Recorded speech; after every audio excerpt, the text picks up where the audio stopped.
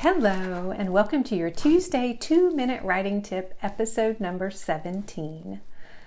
Last week, I blogged over at smack dab in the middle about my ideal snow day, which of course includes writing. I'll leave the link for you in the description box.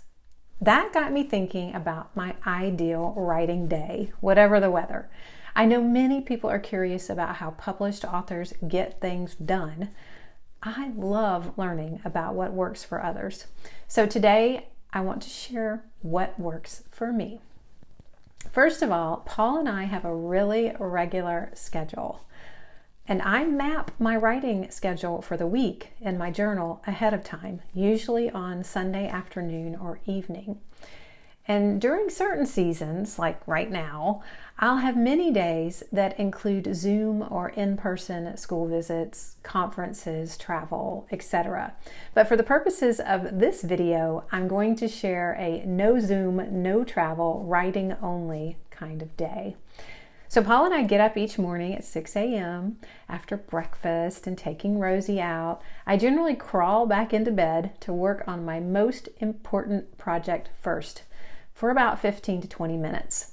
I hop up to tend to laundry or dishwasher, and then I take the next hour for responding to email, making blog posts, creating content, whatever. Over the years, I've gotten very efficient at this, and I'll tell you, the key for me is to not be perfectionistic.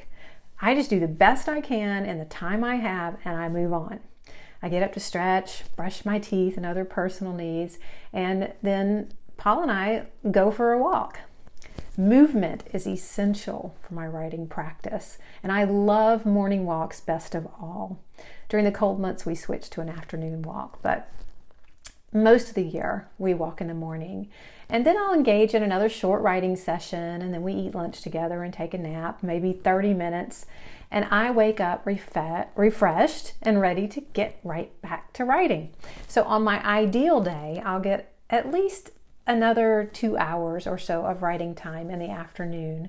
And I want all my projects to get the love they deserve, so I really watch the clock and I stick to that schedule that I mapped out for myself. There's no negotiables there. When it's time to stop, I stop.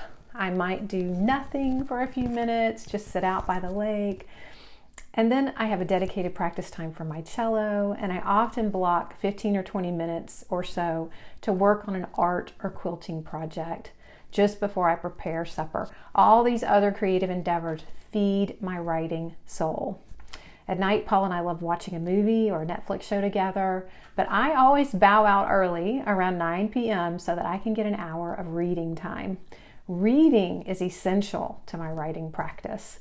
Just before I go to sleep, I think about that very important writing project, ask questions so that my brain can help me solve problems while I sleep.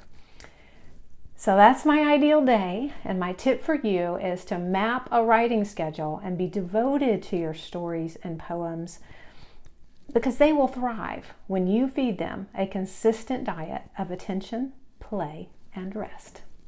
Happy writing.